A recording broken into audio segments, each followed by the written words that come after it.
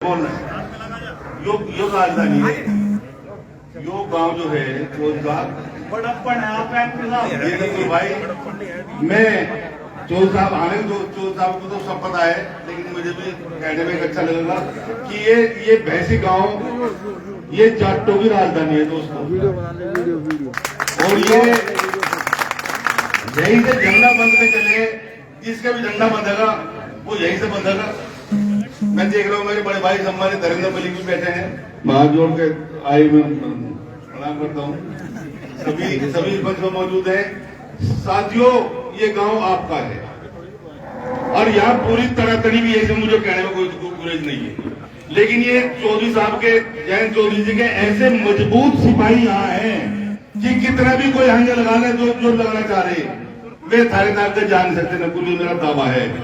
हरी ऐसी मजबूती में मैं ज्यादा समझ लेता, बस यही कहना चाहता हूं कि जब यहाँ चल के खुद आए, ये कोई छोटी बात नहीं है वैसे वालों, कि एक हिंदुस्तान की नौजवानों की, किसानों की, मजदूरों की, मजलूमों की, दलितों की, पिछड़ों की, मुसलमान भाइयों की, अल्पसंख्यकों की एक ताकत जो बुलंद आवाज में पार्लियामेंट में आप लोगों के मसले उठाते हैं, वो चल के यहाँ आए, तो इसी में सब कुछ है। अब इज्जत का ख्याल रखना, दिखा देना भैंसी गांव को कि भैंसी गांव चौधरी साहब आपका है, आपका था और आप पहले किसान की भैंसी में कोई कसर नहीं रहेगी। धन्यवाद एमपी साहब। इसी कड़ी को आगे बढ़ाकर हमारे बीच में फुरकाई से विधायक आदरणीय अनिल कुमार जी भी हैं, मेरा उनसे भी अनुरोध है वो आए और अपना संबोधन करें। आदरणीय अनिल कुमार। इस चुनावी सभा में उपस्थित रास्ता बड़ा हुआ रास्ता है, ही बैठ जाओ। और मंच पर आसीन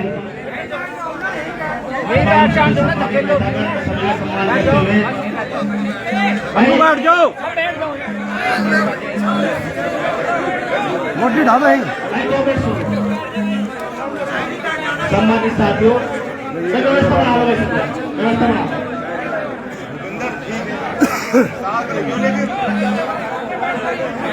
और इस उत्साही सभा में उपस्थित सभी समाज के तमाम सम्मानित बुजुर्ग, नौजवान साथियों, सभी समाज के लोग यहाँ दिखाई पड़ रहे हैं, सभी समाज के लोग इस सभा में मौजूद हैं। ये बड़ी बात है, अच्छी बात है।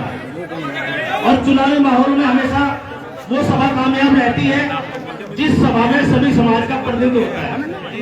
मैं देख रहा हूँ सभी समाज के लोग सुबह से हम लोग हैं, सभी समाज के लोग जुड़ रहे हैं। एक बहुत अच्छा समर्थन आपके प्रत्याशी भाई मदन भैया जी को मिल रहा है और हमें धन्यवाद करना चाहिए आज भैंसी के लोगों को कि आज आदरणीय जयंत चौधरी जी हमारे बीच में आए हैं वोट मांगने के लिए, समर्थन मांगने के लिए, हमारे लिए, भैंसी के लोगों के लिए और खतौली विधानसभा के लोगों के लिए भी बड़ी बात है।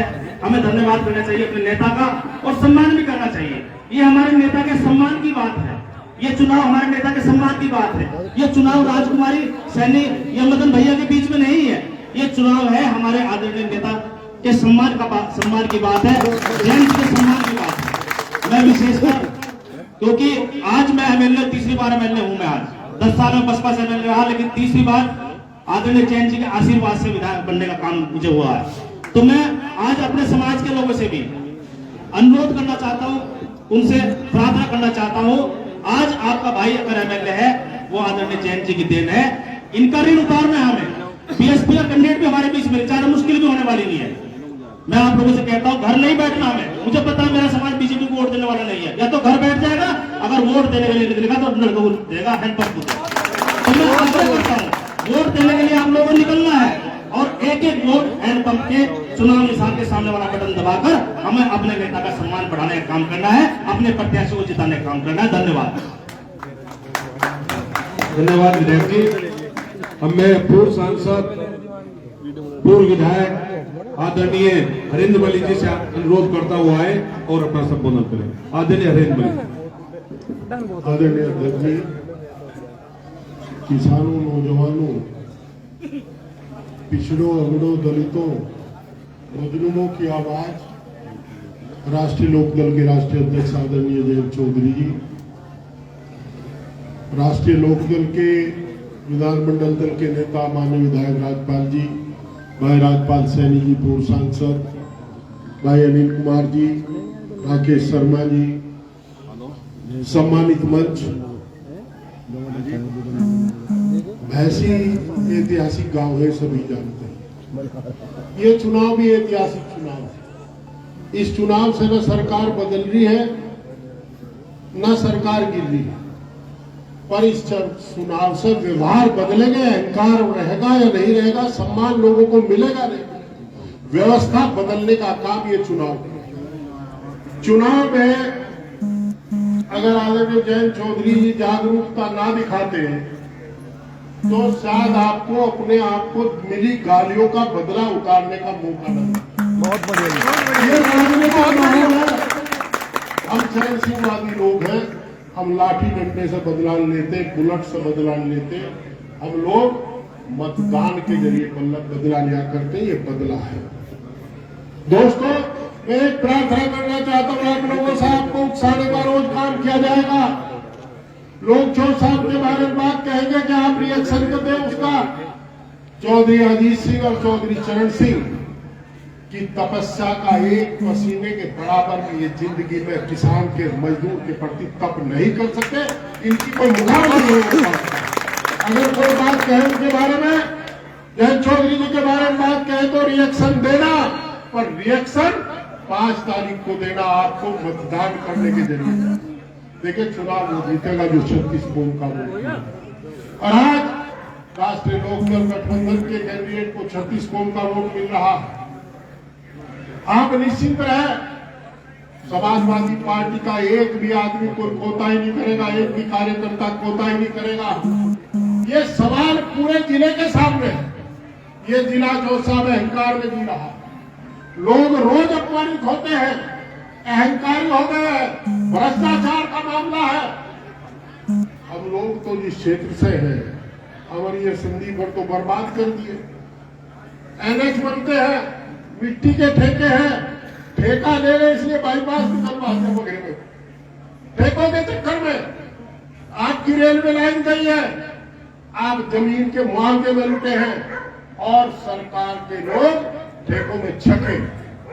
और जिस प्रकार का व्यवहार, अहंकार छोटे और बड़े दोनों जनप्रतिनिधि दिखाते हैं, उस प्रकार का न भूतो न भविष्य तो। हम लोग भी 74-75 से लोगों के बीच में जाते हैं, 78 से सक्रिय राजनीति में है, परंतु हमने कभी इस प्रकार का अहंकार नहीं देखा।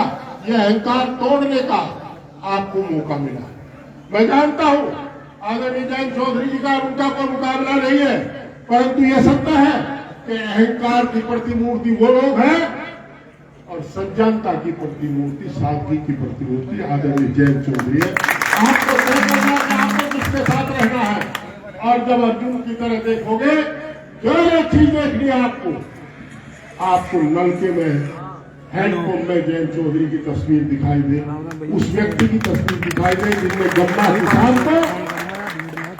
गन्ना किसान को नई जिंदगी दी थी। हम लोग 85 में एमएलए बने, पहली टाइम रोज हाथ में कागज में डोला करते थे, आज सेंटर लगा दो, फिर मिल में बैठते थे, मिल में जाकर के मिल बंद नहीं होगा। आज अगर किसान के गन्ना मांगने मिल मालिक आता है तो आदरणीय स्वर्गीय अजीत चौधरी जी की देन है।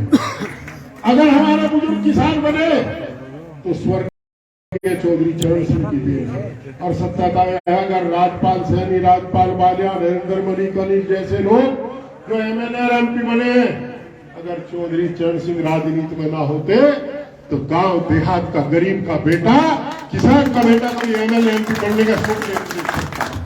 बड़ा त्याग, बड़ी तपस्या इस संगठन की है।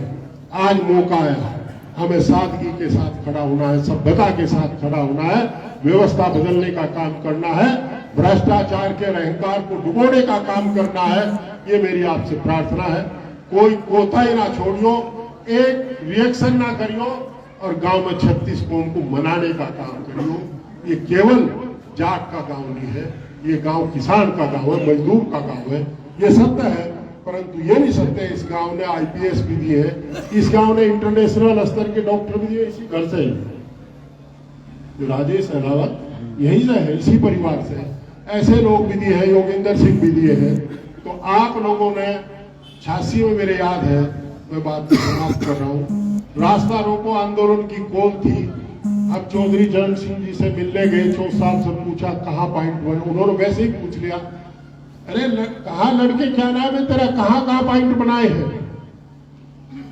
मैंने कहा जी भैंसी और काकड़े बनाया, तो कहा काकड़े को तू जाने, भैंसी तो कामयाब रहेगा था। तो भैंसी पर 6 साल में मेरा विश्वास करते थे। बहुत बहुत धन्यवाद। मुझे उम्मीद है कि निश्चित रूप से इस चुनाव के बाद गांव का गरीब, गांव का किसान सर उठा करके जी सकेगा। वो गाली गलौज से और जो बदमाशों की संस्कृति दी जा रही है मुजफ्फरनगर में बैठ करके, उससे अपने नौजवान को बचा पाएगा। बहुत बहुत धन्यवाद। धन्यवाद एमपी साहब। मैं कुछ सीनियर लोगों से माफी मांगते हुए आदरणीय श्री राम तोमर जी हैं, आदरणीय राजपाल बालियान जी हैं, हमारे भाई राकेश शर्मा जी हैं, कमल गौतम जी हैं, हमारे साथ आजाद समाज पार्टी के जिलाध्यक्ष जगदीश पाल जी हैं, सबसे माफी मांगते हुए आदरणीय चौसाब को आमंत्रित करता हूं, जिनको सुनने के लिए आप यहाँ इकट्ठा हुए। आदरणीय चौसाब आए और अपने विचार रखें।